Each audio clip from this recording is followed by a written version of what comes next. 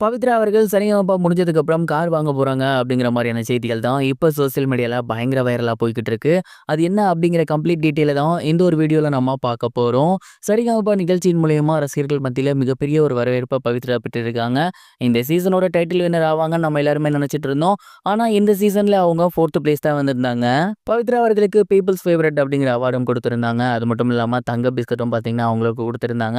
And இதை தொடர்ந்து இப்போ அடுத்து பவித்ரா என்ன பண்ண போறாங்க அப்படிங்கிற மிகப்பெரிய ஒரு விஷயம் தான் ரசிகர்கள் மத்தியில எழுந்திருக்கு. அந்த வகையில சமீபத்துல பவித்ராவை பத்தி தெரிய வந்திருக்க விஷயம் என்ன அப்படின்னா, கூடிய சீக்கிரமே அவங்க கார் வாங்க போறாங்க அப்படிங்கிறது தெரிய வந்திருக்கு. அண்ட் பவித்ரா அவர்கள் கார் வாங்குறதுக்கு மிக முக்கியமான காரணம் என்ன அப்படின்னா, இதுக்கப்புறம் கண்டிப்பா அவங்க ஏகப்பட்ட இடங்களுக்கு போவாங்க, வருவாங்க. அப்படி இருக்கையில அவங்க டிரான்ஸ்போர்ட்டை மட்டுமே பயன்படுத்திட்டு இருந்த வேலைக்கு ஆகாது. அந்த ஒரு காரணம். அது மட்டும் இல்லாம அவங்க வந்து ஸ்கூட்டி தான் வாங்கலாம் அப்படிங்கிற மாதிரி ஃபர்ஸ்ட் பிளான்ல இருந்திருக்காங்க. ஆனா அவங்க கணவருக்கு வந்து ஆக்சிடென்ட் ஆனது இந்த பைக், ஸ்கூட்டி இந்த மாதிரியான விஷயங்களால தானேயா. அதனாலேயே அவங்களுக்கு பயங்கரமா அந்த ஒரு விஷயத்தின் மேல பயம் இருந்திருக்கு. நம்மளும் நம்ம குழந்தையும் இனிமேல் ஸ்கூட்டர்லயோ இல்ல பைக்லயோ போகக்கூடாது அப்படிங்கிற எண்ணத்துல இருந்திருக்காங்க. அந்த ஒரு காரணத்தினால தான் அவங்க கூடிய சீக்கிரமே கார் வாங்க போறாங்களாமா.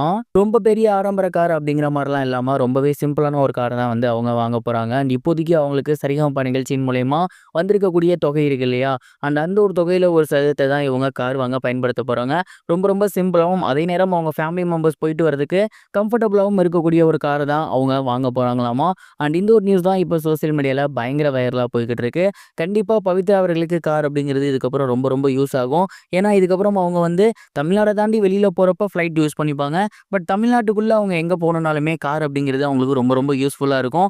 அதுவும் ஓன் வாகனம் அப்படிங்கும்போது அவங்களுக்கு அது கம்ஃபர்டபுளாவும் இருக்கும் அப்படிங்கிற மாதிரி தான் நான் நினைக்கிறேன். சரிகமபா நிகழ்ச்சி முடிஞ்ச கையோடையே பவித்ரா கார் வாங்குறாங்க அப்படிங்கிறது எல்லாருக்குமே மிகப்பெரிய ஒரு ஷாக்கிங்காகவும் சர்ப்ரைஸாகவும் இருந்திருக்கும் அப்படிங்கிற மாதிரியும் நான் நினைக்கிறேன். நீங்க இந்த ஒரு விஷயத்தை பத்தி என்ன நினைக்கிறீங்க? மறக்காம கமெண்ட் பாக்ஸ்ல ஷேர் பண்ணுங்க.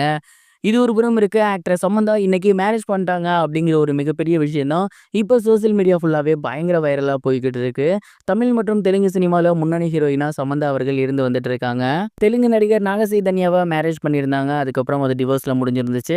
கடந்த சில வருடங்களா அவங்க சிங்கிளா இருந்து வந்துட்டு இருந்த நிலையில இயக்குனர் ராஜ் நிதிமூர் அவர்களை அவங்க டேட் பண்ணி வந்துட்டு இருக்கதாக தகவல் வெளியாகி இருந்துச்சு. மேலும் அவங்க 2 பேரும் கல்யாணம் பண்ணிக்க போறாங்க அப்படிங்கிற மாதிரியான செய்திகளும் வெளியாகிட்டு இருந்துச்சு. அந்த வகையில இன்னைக்கு கோயம்புத்தூர்ல சமந்தாக்கு கல்யாணம் நடந்திருக்காமா. குறிப்பா கோயம்புத்தூர்ல இருக்கக்கூடிய ஈஷா இருக்கு இல்லையா, அங்க இருக்கக்கூடிய சிவனின் முன்னாடி தான் ராஜ்நிதி மோர சமந்தா அவர்கள் கரம் பிடிச்சிருக்காங்க அப்படிங்கிற மாதிரியான செய்திகள் வெளியாகிட்டு இருக்கு. இது எந்த அளவுக்கு உண்மை அப்படிங்கிறது தெரியல. ஏன்னா ராஜ்நிதி மோர் சைட்ல இருந்தும் சரி, சமந்தா அவர்களோட சைட்ல இருந்தும் சரி, இப்போ வரைக்கும் இதற்கான அபிஷியல் நியூஸ் எதையுமே அவங்க ஷேர் பண்ணல. ஸோ ரசிகர்கள் எல்லாருமே இது உண்மையா பொய்யா அப்படிங்கிற மிகப்பெரிய ஒரு குழப்பத்தில் இருக்காங்க. ஆக்ட்ரஸ் சமந்தா அவர்கள் இந்த ஒரு விஷயத்துக்கு முற்றுப்புள்ளி வைக்கும் விதமா என்ன நடந்துச்சோ அதை ப்ராப்பரா கூறினாங்கன்னா ரொம்பவே சூப்பரா இருக்கும் தான் நான் நினைக்கிறேன். நீங்க இதை பத்தி என்ன நினைக்கிறீங்க? கமெண்ட் பாக்ஸ்ல ஷேர் பண்ணுங்க.